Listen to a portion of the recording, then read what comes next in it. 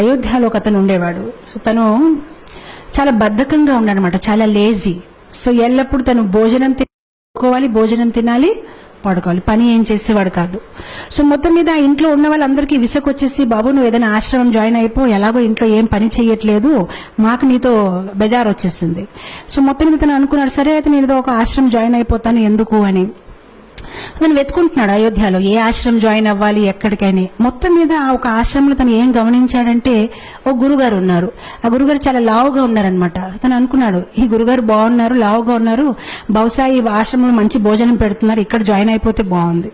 కొంతసేపు తర్వాత గురుగారు శిష్యులు వచ్చారు, వాళ్ళు కూడా లావుగా ఉన్నారు. తనకి కన్ఫర్మ్ అయిపోయింది, ఇది బాగుందండి, ఇక్కడ నేను జాయిన్ అవుతాను, భోజనం బాగా పెడతారని. వెళ్ళాడు గురుగారి దగ్గర, నేను మీ ఆశ్రమం జాయిన్ అవుతాను, కానీ నాకు ఒకటే, భోజనం ఎన్నిసారి పెడతారు? సో గురుగారు అన్నారు 2 times. 2 times నాకు సరిపోతుంది, నాకు 3 times కావాలంటే గురుగారు అన్నారు, పొద్దున్న ఇస్తారు కదా, అదే నువ్వు మధ్యాహ్నంకు ఉంచు, ఏం ప్రాబ్లం లేదు. తనకి చాలా హ్యాపీ అనిపించింది, చాలా బాగుంది ఈ ఆశ్రమం, అసలు పొద్దున మధ్యాహ్నం సాయంత్రం తినాలి, భజన చేయాలి, గురుగారు ఏదో వాహిస్తూ ఉంటారు, అది వినాలి, ఆయన హ్యాపీ అయిపోతారు. 15 రోజులు గడిచిపోయింది, చాలా ఆనందంగా ఉంటున్నాడు. 15 రోజుల తర్వాత ఒకరోజు పొద్దున ఏం చూశాడంటే, వంట ఏం అవ్వట్లేదు, అక్కడ ఏం జరగట్లేదు, వంట గదిలో ఎవరు లేరు, అందరూ ఏదో జపం చేస్తున్నారు. సో తన అడుగుతున్నాడు అందరికీ, ఏంటండి ఈరోజు ఏం వంట చెయ్యరండి? సో అప్పుడు వాళ్ళు చాలా కోపంతోనే, అవే ఈరోజు ఏకాదశి. ఏకాదశియా అంటే నాకెవరు చెప్పలేడండి, ఏకాదశి అంటే ఏంటి తెలియదా, ఏకాదశి అంటే ఈరోజు భోజనం ఉండదు అని. అప్పుడు తను చాలా కోపం అయిపోయాయి, ముందు చెప్పవలసింది, అలాంటి భోజనం నేను ఇంకేదో ఆశ్రమం చూసుకుంటా. బాబు నువ్వు ఏ ఆశ్రమం వెళ్ళినా ఏకాదశి రోజు తినకూడదు. అప్పుడు తిన్నంగా ఆయన గురుగారి దగ్గరికి వెళ్ళిపోయారు, గురుగారు నన్ను కాపాడండి, నేను ఏకాదశి అయితే చేయలేను, ఒకవేళ నా చేత ఏకాదశి చేయించారనుకోండి, నేను ద్వాదశి చూడలేను, నేను పోతాను, నాకు ప్రసాదం అయితే కావాలి, ఇంకే పని చేయమంటే చేస్తాను, కానీ భోజనం లేకుంటే నేను ఉండలేనని. సో గురుగారు అన్నారు, బాబు నీ గురించి అయితే ప్రత్యేకంగా వంట చేయడం అవ్వదు, అయితే ఒక పని చేసుకో, అటు చూడ కొండ ఉంది కదా, కొండ పక్కన చెరువు ఉంది కదా, అక్కడికి వెళ్ళి నువ్వు వంట చేసుకుని నువ్వు తిను, కావాలంటే నేను సౌకర్యాలు ఇస్తాము. సో గురుగారు స్టోర్ మేనేజర్ చెప్పారు, తనకు 1 kg ఆట, 1 kg రైస్, 1 kg దాలు అన్ని ఇచ్చేయని. తను అన్ని తీసుకుని వెళ్తున్నారు. గురుగారు అన్నారు, ఒకటి మాత్రం జాగ్రత్త, నువ్వు ఏది వంట చేసినా భగవంతుడికి నైవేద్యం పెట్టాలి. సరే అంటాడు, వెళ్తాడు, కష్టపడతాడు. తనకి బద్ధకం ఎక్కువ కదా, ఎప్పుడు వంట చేయలేదు, చాలా కష్టపడి వంట తయారు చేస్తాడు, కానీ అంత టేస్ట్గా లేదు, ఏ చపాతీలు కాలిపోయాయి, ఏదోటి అవుతుందన్నమాట. మొత్తం మీద వంట తయారైపోయింది. సో వంట తయారైనప్పటికీ తులసి ఆకలి వెతుకున్నాడు, తులసి ఆకు పెట్టాడు, భగవంతుడికి పిలుస్తున్నాడు, కానీ భగవంతుడు రావట్లేదు. సో అప్పుడు తను చక్కగా ఒక పాట పాడతాడనమాట. సో చెప్తాడు, प्रभु राम आइए, राजा राम आइए, मेरे भोजन को भोग लगाइए। प्रभु राम आइए, राजा राम आइए, मेरे भोजन को भोग लगाइए. చాలా ప్రేమతో పాడుతున్నా, రాజారాం ప్రభురాం రండి, నేను భోజనం తయారు చేశాను, మీరు వచ్చి స్వీకరించండి. భగవంతుడు రావట్లేదు. తను ఆలోచించాడు, ఎందుకు రావట్లేదు అంటే, తనకేమనిపిస్తుందంటే భగవంతుడు స్వయంగా వస్తాడు. ఇప్పుడు మనకైతే అర్థమైపోయింది, మనం ఏదో యాంత్రికంగా పెడతాము, కానీ భగవంతుడు స్వయంగా వచ్చి తీసుకోవడం అనేది లేదు. కానీ తను చాలా అమాయకుడు, తను అనుకుంటే నిజంగా స్వామి వస్తారేమో, స్వీకరిస్తారేమో అని తను వెయిట్ చేస్తున్నారు, కానీ భగవంతుడు రావట్లేదు. అప్పుడు తను ఆలోచిస్తానమాట, తనకు ఒక ఐడియా వస్తుంది, ఓహో ఎందుకు భగవంతుడు రావట్లేదంటే, గుడిలో అయితే రాజభోగం, పకోడీలు, పూరీలు, పాయసము అన్ని తయారు చేస్తారు, నేనేదో సింపుల్ గా రైస్ దాల్ తయారు చేస్తాను, అందుకోసం రావట్లేదేమో అని.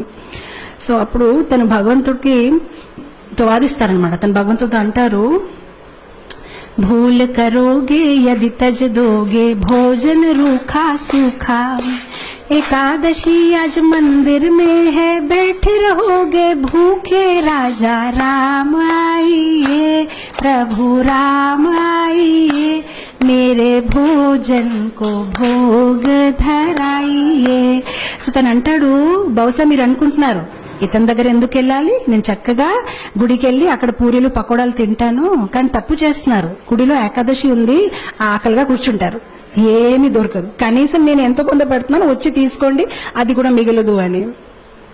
ఎప్పుడైతే ఇలా పాడడం మొదలు పెట్టారు భగవంతుడు నవ్వు వస్తుంది. సో భగవంతుడు సీతామాతతో అన్నారు, సరే రా తినేసి వద్దామని. సో సీతామాతని తీసుకుని భగవంతుడు వెళ్తారనమాట అక్కడ నైవేద్యం తీసుకోవడానికి. ఎప్పుడైతే భగవంతుడు వస్తారో తను భగవంతుని చూసి ఆనందించడు. తను సీతామాత వైపు చూసి ప్రసాదం వైపు చూస్తాడు, సీతామాత వైపు చూసి ప్రసాదం వైపు చూస్తాడు. తను ఆలోచిస్తాడు, నేను ఒక్కరిని పిలిస్తే ఇద్దరు వచ్చేసారేంటి. సో ప్రసాదం వైపు సీతామాత, ప్రసాదం అప్పుడు శ్రీరాముడు అడుగుతారనమాట, ఏ నీకు ఆనందంగా లేదు? ఆనందంగానే ఉందండి, రండి కూర్చోండి అంటాడు అనమాట. మనసులో ఆలోచిస్తారనమాట, ఒక్కరిని పిలిస్తే ఇద్దరు వచ్చారు, సరిపోదేమో భోజనము, నాకు వీళ్ళు ఏకాదశి చేపించే ఉంటారేమో ఈరోజు అని. సో మొత్తం మీద భోజనం పెడతారు, వాళ్ళిద్దరు తింటారు, హ్యాపీగా వెళ్ళిపోతారు, తిని ఏకాదశి చేసుకుంటారు. ఎందుకంటే ఇంకేం మిగిలేదు. ఇంకో 15 రోజులు గడిచిపోతాయి, మళ్ళీ ఏకాదశి వస్తుంది. ఈసారి తన గురుగారికి చెప్తాడనమాట, గురుగారు 1 కేజీ ఆట సరిపోవట్లేదు, 2 భగవాన్లు వస్తున్నారు, మీరు 1 భగవాన్ 2 వస్తున్నారు, ఇంకా కొంచెం ఇవ్వండి. గురుగారు అనుకుంటారు, తిని కొంచెం లావుగా ఉన్నాడు కదా, భోజనం ఎక్కువ కావాలి, ఏం మాట్లాడుతున్నారు ఏంటో, సరే తీసుకువెళ్ళి ఇంకా కొంచెం ఆట, ఇంకా కొంచెం దాల్ అంటారు. ఈసారి తీసుకువెళ్తాడు, చక్కగా వంట చేస్తాడు, తులసి ఆకులు పెడతాడు, మళ్ళీ స్టార్ట్ చేస్తాడు. ఈసారి భజన్ మార్చేస్తాడు, రాజా రామాయే సీతా రామాయే మేరే భోజన్ కో భోగ ధరాయే. ఈసారి ఇద్దరిని పిలిచాడు, రాజారామ రండి, సీతారామ రండి. భగవంతుడు ప్రత్యక్షం అయిపోతారు. కానీ ఈసారి లక్ష్మణ్ని తీసుకొస్తారు. సో భగవంతుడు అంటారు, నీకు ఆనందంగా లేదా? మేము వచ్చేసామంటే ఆనందంగానే ఉందండి, కానీ లక్ష్మణ్ వైపు చూస్తారు, ప్రసాదం వైపు చూస్తారు, లక్ష్మణ్ వైపు చూస్తారు. ఇద్దరిని పిలిచి 3 వచ్చారు. ఈసారి కూడా నా ఏకాదశి అయిపోయింది, నాకేం మిగలదు అని. అయితే రండి కూర్చోండి భోజనం పెడతానని భోజనం పెడతారు, భగవంతుడు తింటారు, వెళ్ళిపోతారు. తను అనుకుంటారు, సరే అయితే నెక్స్ట్ టైం నుంచి 3 పీపుల్. మళ్ళీ వెళ్తారు గురుగారి దగ్గర, గురుగారు కొంచెం ఇది సరిపోవట్లేదు. సరే గురుగారు ఒప్పుకుంటారు, సరే ఇవ్వండి, మేబీ సాయంత్రం పూట మళ్ళీ తింటాడేమో అని. ఈసారి మళ్ళీ పాటలు పాడడం, ఏకాదశి రోజు వెళ్ళాడు, వంట చేశాడు, తులసి పెట్టాడు. రాజా రామాయే సీతారామాయే లక్ష్మణ్ సాథ్ లాయియే మేరే భోజన్ కో భోగ్ ధరాయియే. వచ్చేస్తారు సీతారాం, లక్ష్మణ్ అండ్ హనుమాన్. ఇతను మళ్ళీ భోజనం వైపు చూస్తారు, హనుమాన్ వైపు చూస్తారు, భోజనం వైపు చూస్తారు, హనుమాన్ వైపు చూస్తారు. ఇదేం పద్ధతి కాదు, ఒక్కరు పిలిస్తే ఇద్దరు, ఇద్దరు పిలిస్తే ముగ్గురు, ముగ్గురు పిలిస్తే 4. శ్రీరాముడు మళ్ళీ అడుగుతారు, నీకు సంతోషంగా లేదు? చాలా సంతోషంగా ఉంది, రండి కూర్చోండి అంటాడు, భోజనం పెడతారు.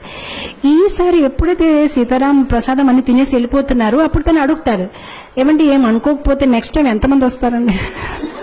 మీరు ముందు నుంచి చెప్తే నేను కొంచెం, అంటే నాకు 4 ఏకాదశులు అయిపోయాయి, కనీసం నేను కొంచెం ఎక్కువ తెచ్చేస్తానంటే శ్రీరాముడు ఏం చెప్పరు, నవ్వుతూ వెళ్ళిపోతారనమాట. తను ఆలోచిస్తారు, సరే నేను ఏదో ఒకటి చెయ్యాలి, ఎందుకంటే కుటుంబ సహిత వచ్చేస్తున్నారని. మనం మ్యారేజ్ కార్డులో కూడా 1 పెట్టి 1 వస్తారు, కానీ ఇద్దరు ఇదేంటి ఇలా ఉందని. తర్వాత ఏకాదశి రోజు మళ్ళీ గురుగారు చెప్తారు, నాకు 10 కేజీ ఆటలు కావాలి, 10 కేజీ రైస్ కావాలి. గురుగారు అనుకుంటారు, ఇదేదో ప్రాబ్లం ఉంది, బహుశా తను అమ్మేస్తున్నాడేమో, ఎంత ఎవరు తినలేరు, తప్పకుండా అమ్మేస్తున్నాడు. సో గురుగారు అంటారు శిష్యులతోనే, పర్వాలేదు తను అడిగింది ఇచ్చేయండి, తర్వాత మన పని చూద్దామని ఇచ్చేస్తారు. ఇప్పుడు గురుగారు అంటారు శిష్యులతోనే, మనం ఏం చేద్దామంటే కొంతసేపు తర్వాత వెనక వెళ్ళి చూద్దాం, ఎక్కడ అమ్ముతున్నారు, ఏ షాప్ లో వెళ్ళి అమ్ముతున్నాడు. ఈసారి వెళ్ళాడు, తను సామాన్లన్నీ దింపాడు, కానీ వంట చేయలేదు. వంట చేయకుండా పాటలు పాడడం మొదలు పెట్టారు. సీతారామాయే రాజా రామాయే లక్ష్మణ సాథ్ లాయియే హనుమాన్ లాయి మేరే భోజన్ కో భోగ ధరాయియే. వచ్చారు సీతారామ లక్ష్మణ్ హనుమాన్ భరత్ శత్రుఘ్న కౌశల్య సుమిత్ర కై మొత్తం పరివార కుటుంబం అందరూ వచ్చేసారనమాట. సో అప్పుడు వచ్చేసి, బాబు మేము వచ్చేసామని. సో అతను అందరు లెక్క పెట్టుకుంటున్నారు, వచ్చారు, చాలా మంది వచ్చారు. సో అప్పుడు భగవంతుడు అన్నారు, ప్రసాదం ఎక్కడుంది? సో అప్పుడు తిని అన్నాడు, నేనెందుకు వంట చేయాలి, నేను చేస్తాను, మీరు తినేసి వెళ్ళిపోతారు, నాకేది మిగలదు, అదిగో అక్కడ ఉంది, మీరు వంట చేయండి, తినేసి వెళ్ళిపోండి, ఎలాగో నాకేమి దొరకదు, గత కొన్ని ఏకాదశి నుంచి నేను ఏకాదశి చేస్తున్నాను, అక్కడ ఉంది, వంట చేసి తినేసి వెళ్ళిపోండి. ఇంకా తనకి కోపం వచ్చేసి చెట్టు కింద పడుకుంటాడు, ఇంకా లాభం లేదు, వీళ్ళు ఎప్పుడు చెప్పినా మొత్తం కుటుంబం తీసుకు వచ్చేస్తారు. సో శ్రీరాముడు అంటారు సరే అయితే. సో శ్రీరాముడు కూరగాయలకు వస్తున్నారు, సీతామాత వంట మొదలు పెట్టారు, లక్ష్మణ్ కర్రలు తీసుకొచ్చారు, హనుమాన్ పండు తీసుకొని వస్తున్నారు, అందరు బిజీ అయిపోయారు. నేను ఎప్పుడు సీతామాత ఇలా వంట చేస్తున్నారు, దేవతలందరూ కూడా కింద దిగిపోయారు, ఆ ఋషులు మునీలు అందరూ చాలా హడావడిగా అయిపోయింది. అక్కడ వంటలు అవుతున్నాయి అనమాట, ఎంతో మందికి వాళ్ళు కుకింగ్ చేస్తున్నారనమాట. అండ్ అదే సమయంలో అక్కడ గురుగారు వచ్చారు శిష్యులతోని, అంటే చూద్దాం ఇతను ఏం చేస్తారని. కానీ గురుగారికి ఏమీ కనిపించట్లేదు. ఆయనకి ఎలా కనిపించిందంటే చెట్టు కింద ఇతను పడుకొని ఉన్నాడు, ఆ సామాన్లు అక్కడ పడేస్తున్నాయి. సో అప్పుడు గురుగారు తను లేపి చెప్తున్నారు, నువ్వు చెయ్యవా వంట, ఏం చేస్తున్నావని. అప్పుడు శిష్యుడు చెప్తారు, మీకు కనిపించట్లేదా, ఇంతమంది వంట చేస్తున్నారు, ఇగో చూడండి సీతామాత ఏం ఇగో చూడండి ఇదేమవుతుందని. అప్పుడు గురుగారు అంటే నాకేమీ కనిపించట్లేదు. సో అప్పుడు తను కోపంతో శ్రీరాముడు చెప్తారు, మీరు కనిపిస్తారా లేదా, లేదంటే నా మీద ఆయనకి సందేహం ఉంటుంది, కనిపించండి అని చెప్తారు. సరే కనిపిస్తామంటే అందరు కనిపిస్తారనమాట. సో అప్పుడు అందరు కనిపిస్తే గురుగారు ఇంకా కళ్ళలో నీళ్ళు వచ్చేసి, నేను ఎన్ని సంవత్సరాల నుంచి శ్రీరాముడిని పూజిస్తే నాకు దొరకలేదు, కానీ నీ ఒక సరళ స్వభావం, నీ ఒక అమాయకత్వం చూసి భగవంతుడు వెంటనే ప్రత్యక్షమయ్యారని ఆయన ఏడ్చి ఆ శిష్యుడిని కవగలించారనమాట. సో ఇక్కడ భగవంతుడు మన ఒక సరళ స్వభావం, మనలో వినయం ఎంత ఉంది, మనలో అమాయకత్వం ఎంత ఉంది. భగవంతుడికి కాంప్లికేటెడ్ పీపుల్ ఇష్టం లేదు. మనలో జ్ఞానం ఎక్కువ ఉంటే బహుశా భగవంతుడు నన్ను ఇష్టపడతారు అనేది కాదు, మనలో ప్రేమ ఎక్కువ ఉంటే భగవంతుడు మనని ఇష్టపడతారు. సరళంగా ఉండాలి. చెప్పాలంటే భగవంతుడికి ఎలాంటి పీపుల్ ఇష్టం, చైల్డ్ లైక్ ఇన్నోసెన్స్. ఎవరిలో అయితే ఎక్కువ హిపోక్రసీ, ఎక్కువ ఆలోచనలు లేదు, చాలా సింపుల్ హార్టెడ్ ఉంటారు, అలాంటి వాళ్ళని భగవంతుడు ఇష్టపడతారు.